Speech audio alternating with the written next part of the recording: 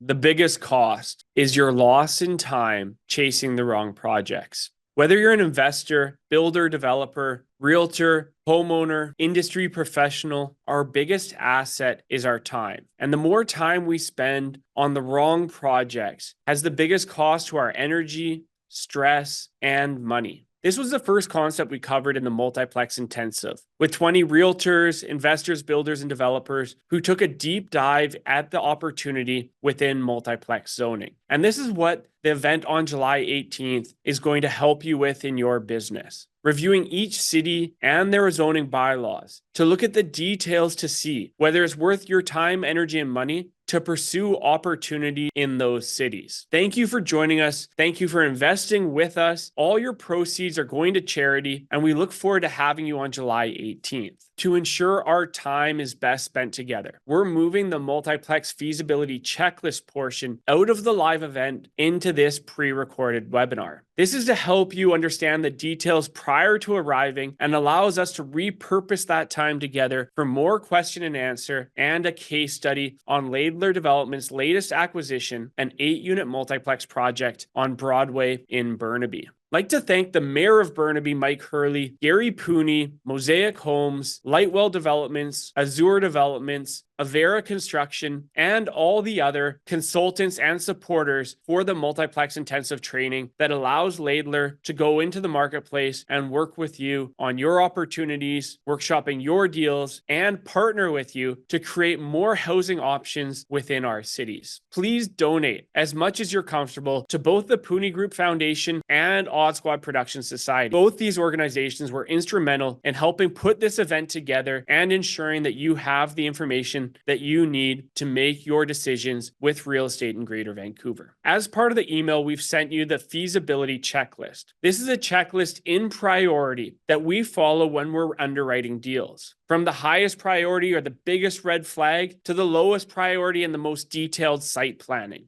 Use this checklist when you're reviewing opportunities. If one of the properties you're analyzing doesn't meet all the requirements, that's okay. It's meant to be a red flags checklist, something to know that you need to look into further before making an acquisition or a sale. If there's too many red flags, then you may want to start moving to other properties because, as we know, time is our most valuable asset. And if we're chasing too difficult of deals, it's going to keep us away from the great opportunities that can provide great housing options to our residents. Each city has received an inquiry from Laidler. These questions will be the basis of the multiplex city by city zoning review. The types of questions that we're going to be putting together for you include: does the city have a development permit guideline process? Will the staff require development permit applications before moving to building permit? And do those processes include staff approvals or mayor and council approvals? In addition, can the units be sold individually, or are they limiting the entitlement to duplexes with basement suites and coach homes? Floor space ratios, setbacks, building heights and number of stories, the rest of the development characteristics in the zoning bylaw, then moving into engineering. What is the off-site servicing requirement? How much are the city fees, Metro Vancouver fees? Will the city allow for cash in lieu payments, or will the first developer need to upgrade all of the off-site infrastructure for the entire block? This will be the basis of your cheat sheet, and we'll have every city's responses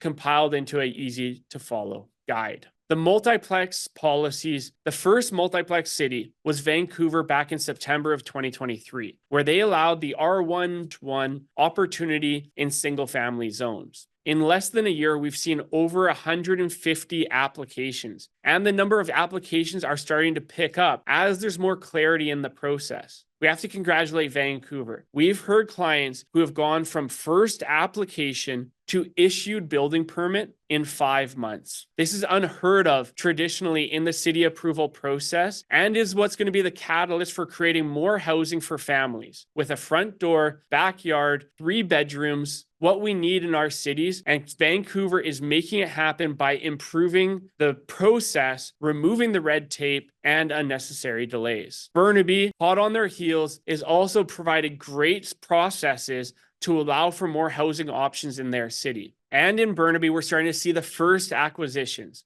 like this property on Charles Street that Adil Danani, top realtor from the Tri-Cities, is moving his clients into the Burnaby marketplace for the opportunity within multiplex. Adil was one of the first registrations in our multiplex intensive program and said that the information that we provided helped his clients ensure that they are making the right decisions when purchasing multiplex developments. We appreciate the collaboration with Adil. He's been a great partner. And if you're looking to strengthen your knowledge in multiplex, we have the next multiplex intensive group launching in September of this year. If you'd like to explore more about that program, we've provided a link to the inquiry page in your email. Also included in your email was a definitions page. Some of the key concepts that's important for every realtor, builder, developer, investor, and homeowner to understand when reviewing development potential within multiplex. If you have any questions about this definitions page,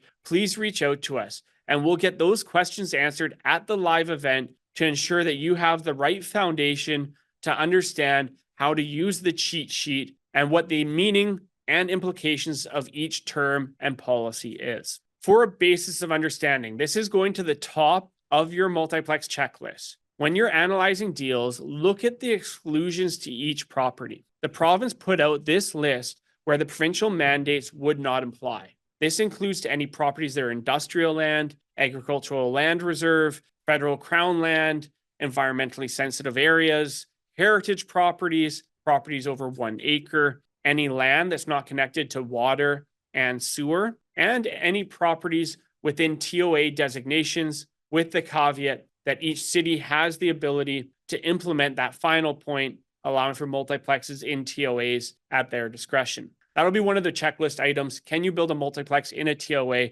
when we provide you your city by city cheat sheet? Further, although not technically an exclusion, the provincial mandates only applied to formerly single family and duplex zone properties. These were identified as what's called restricted zones, where their policies allowing for 4 to 6 units would be mandated. This statement was taken in a few different ways. For example, in Vancouver, because multiplexes were implemented in September of 2023 before the provincial announcements, this means for Vancouver in the R1-1, we have to look to a different set of policies when comparing multiplexes to the rest of Metro Vancouver that are updating as per the provincial guidelines. Similarly, this is also the basis of some of the non-supportive cities like West Vancouver that are claiming an exemption to majority of their properties for multiplexes because majority of the zoning allows for a single family house with basement suite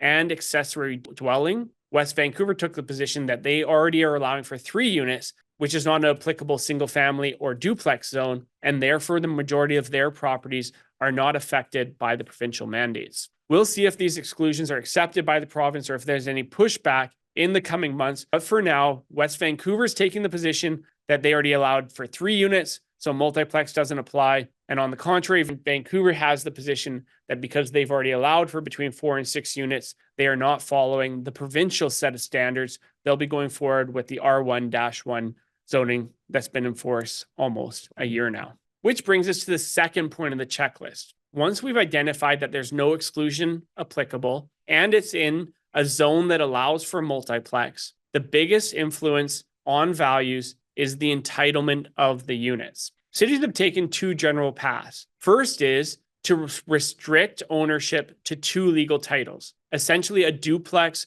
with a basement suite for 4 units or a duplex with a basement suite and an accessory dwelling for 6 units. This is compared to the cities that are allowing for stratification of each unit individually, having a separate title for each of the 4 to 6 units, creating more opportunities and lower price points in their cities. There are some cities that are taking the middle ground approach, stating that they're going to restrict it to duplexes with basement suites in the short term, evaluate how the implementation goes, and then over the coming years may expand it to allow for each unit to be stratified. Again, this will be in your cheat sheet for each city. Do they allow for stratification of each individual unit, or are they restricting to duplexes with suites and accessory dwellings? The third point in your checklist is to review the environmental restrictions. The environmental is becoming a larger and larger requirement as society moves to more protections. This includes any waterway and the setback distance from the top of bank. Any open ditches may now have setback requirements as well. Significant trees can be protected by each city, or at least you may have challenges having to remass your buildings to move around the trees. The floodplain is always a consideration, similarly peat bog in Vancouver, and the hazardous lands maps put out by the city that includes steep slopes and soil conditions. 43% of the District of North Vancouver properties are said to be excluded from the multiplex mandates because of creeks, slopes, and wildfire natural hazard development permit areas. Moving into our fourth checklist item, we have now confirmed that there's no exclusion, that the units can either be sold as 2 strata titles as a duplex or as 4 to 6 individual units. There's no environmental concern on the property that will limit the development potential. We're going to look at how many units can be built. And again, there's 2 different processes to confirm how many units can be built on a property. In Vancouver, because it's not following the provincial policy, you look to the zoning bylaw. And Vancouver will tell you whether you have a back lane or not, will dictate whether you're allowed to build multiplex. Then the lot sizes will allow for a different number of units. This is compared to the provincial mandates, which distinguish 4-unit to 6-unit development sites based on its proximity to major bus lines. These major bus lines are called the frequent transit network and is a bus that goes every 15 minutes. Majority of cities, you'll look to their city GISs, potentially Autoprop in the future, or the maps within the city to see which property is within the 400 meters of the prescribed bus stop. If it's within that 400 meters, 6 units. If it's outside of that 400 meters, then 4 units are allowed to be built on those properties. There are new tools that are coming available, like in Surrey, where they have a property lookup tool to help identify whether the properties that you're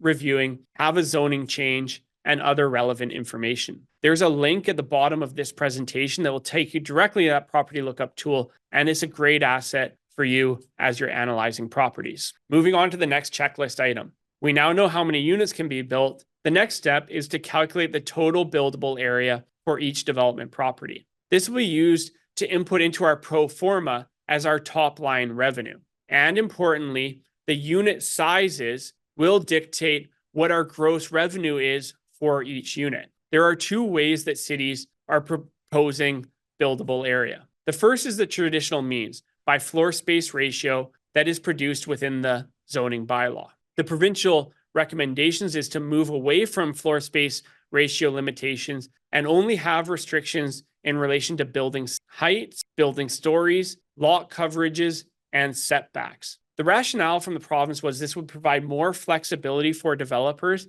to mass the units on buildings, and Burnaby is the only city that we've seen take that recommendation, and it is a significant benefit to your design, moving away from the floor space ratio restrictions and having the creativity to put your units above garages, to detach the units, to attach the units, and to have nice sized 3-bedroom family sized units. This is a massing exercise that requires some design skills if you're looking to properly value a property. Again, there's 2 ways that cities are taking this, either with floor space ratios or without floor space ratios, and this will be in your cheat sheet provided on the 18th. The next step, and many times missed step, is to continue to evaluate whether properties are subdividable. If a property is subdividable, you can separate it and put 4 to 6 units on each of those properties, which again will significantly affect the value of those properties,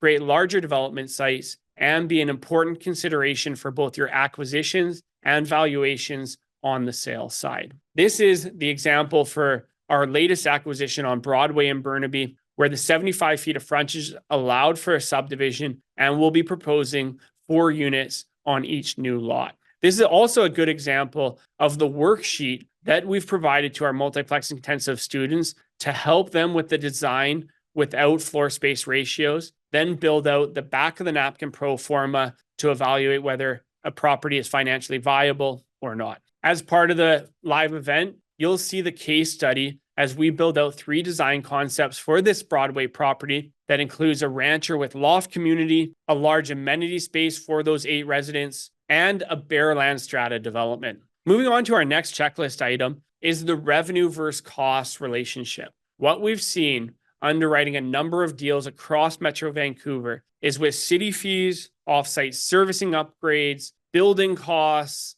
land prices. There really are thresholds where we need revenues to be in order for properties to be viable. It's likely sitting in that $750 per square foot on the revenue side before you can start covering all of your costs and a profit margin that a bank will lend at. If you're looking at rental projects through CMHC, approximately $4 a square foot on the rental side is where rental multiplexes are being underwritten. Again, the back of the napkin pro forma will help you quickly see whether you're close on your profitability and that it's worth continuing exploring the development potential for a specific property, or if the most likely highest and best use is to an end user to move into the home under a more traditional single family use. Previously, before these provincial mandates, when we'd be looking to build a townhouse site, we would make the acquisition, submit a pre-application, go through a number of community panels, including land use and advisory design, then get in front of council for an early look, go back and work with staff, go back in front of council for a first reading, a second reading, a third reading, a public hearing, then finally get back to them for a fourth reading and development or permit approval. Those processes would take from anywhere from 2 years up to 5, 6, and 7 years to get a few multifamily housing units out the door. This may be the biggest impact on the real estate market. Skipping the rezoning process, pre-zoning multiplexes, and giving the city's discretion to allow for developments go straight to building permit. Now, Burnaby is the only city that's taken the provincial recommendation by having no mandatory design guidelines and no development permit process. In Burnaby, just like if you were to build a single family home, you can design your 4 to 6 unit development, go down to the building department and submit for your building permit. Other cities like Vancouver have scaled back their design requirements significantly. And as we said before, have been able to do a staff-led DP and building permit approval within 5 months. As we see the sentiment from other cities where staff are not happy with these provincial mandates and the negative outlook on these provincial mandates from mayors and councils, we can expect to have onersome development permit approval processes where the cities may require staff approval, may require mayor and council approval on development permit, and a large amount of red tape. This will be one of the most important checklist items. What is the process to get your multiplex approved to create more family-oriented housing, 3 bedrooms, front doors, backyards, homeowners to have multi-generational developments where their kids can add units on sites? All the benefits of multiplexes will likely be lost in many cities because of onerous approval processes. On-site parking is a key consideration. Even if the city will not require any on-site parking because of the provincial mandates, as realtors, as developers, as homeowners, we all know that we have not moved away from a car-reliant culture, and selling units for $1 million, $1.2 million, $1.5 million, it's going to be hard to find buyers that will take those units at those price points without having somewhere to park. The parking requirements by each city vary from 0 parking stalls to 0.5 parking stalls per unit, up to what we're going to see as 1.5 and 2 parking stalls per unit. It's that upper end. Over 1 parking stall per unit is going to significantly affect the design of these multiplexes, especially on smaller sites. This will be part of your checklist items, and I encourage everybody as they're going through the design process to provide at least 1 covered parking spot per unit if possible, or expect to have a big hit on revenue to move those units without parking stalls. City infrastructure had a major change in April of this year, where the province is now allowing for cities to require for off-site servicing upgrades at the building permit stage of approval.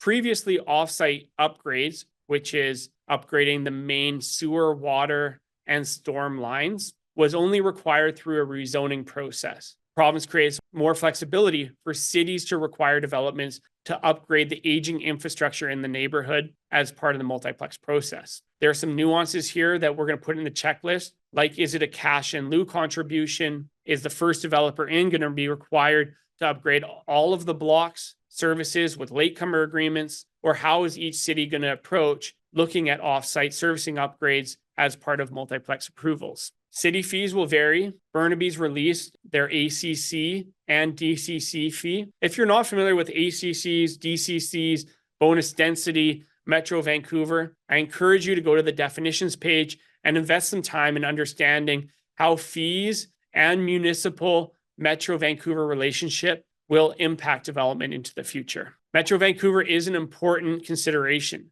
They have a separate set of fees beyond what the cities charge, and Metro Vancouver has put out a fee schedule for increase each year over the next 3 years. Currently, for each townhouse unit is $9,000 to be paid to Metro and will increase by 2027 to $30,000 per additional unit. It's not clear whether every city is going to be charging the Metro fees, and is something to look out for as we progress through the multiplex implementation. As we're rounding out the bottom part of this checklist, to remind everyone on the process, each city is required to update their official community plan by 2025. And what we've seen is the TOA areas, the radiuses around SkyTrain stations requiring a minimum of 8-story condos, has taken out a lot of the previous 6-story wood frame and higher density townhouse land uses. Cities like Coquitlam have identified this and are looking to other areas of the city to provide that lower density multifamily. This may include major corridors where there already are bus lines that will be upzoned from multiplex to townhouse or 6-story wood frame. In addition, cities are starting to recognize that those harsh 800 meters radiuses have created some illogical land use placements. For example, on this map, on Thompson Street, half of the block is 8 stories and half of the block is excluded, causing condos to be beside multiplexes and an inefficient land use transition. Coquitlam's including in their update process to include those properties on the shoulder area or those outer edges of the TOAs for a smoother transition. Look to those areas to be either an extension of the 8 stories or a drop from 8 stories to 6 stories to higher density townhomes, then into multiplex. This can be good and also a deterrent. It's good because property owners may have more development choices in terms of doing an assembly for a higher density building. If you're a multiplex developer, you have to be cautioned because you may be purchasing with the intention of submitting your building permit and have challenges with getting that building permit issued if the cities envision a higher density as they're building out this transition. The final consideration in the checklist is to look at premium locations. Previous protections were in place for developers where a limited amount of land would be available for townhomes and you'd have limited competition. Now that we're going to see a movement from single family builders into townhomes, many multifamily builders like myself are coming into multiplexes because of the improved process. There will be more supply and it'll be more of a competitive marketplace. Busy streets will become more of a deterrent, finding areas slightly stepped off of the busy streets, but still walkable to amenities, especially if there's limited parking, will become more desirable development locations. Flat land with lower building costs. All of these considerations are going to start to come into your acquisition decisions to ensure that you can select a buildable site and that you're going to have great revenue prospects once you complete your project. If you have a specific property that you would like to have analyzed, we do offer a feasibility study. This includes 3 design options, an analysis of the off-site servicing upgrades, a city meeting, and initial pro formas. You can go to laidleracademy.com, submit your information and your property there, and we'll connect you with the opportunity for a feasibility study. And finally, we're launching our next multiplex intensive group in September. If you're interested in growing your business, working with more builders, investors, developers, looking at specific property that you own for development potential, or becoming a builder and developer yourself, this is a great foundation for you to understand multiplexes at the deepest level, take an advantage on the marketplace by getting out there early and creating a great impact on our local community by creating missing middle housing, more options for families to have those 3 bedrooms, to have a front door, to have a backyard, and to be in what were formerly exclusive single family neighborhoods. We look forward to having you at the event on July 18th. Please submit your questions to us from this webinar so that we can ensure we can fill in all the gaps for you. Thank you for investing your time with us, and I look forward to meeting you on the 18th.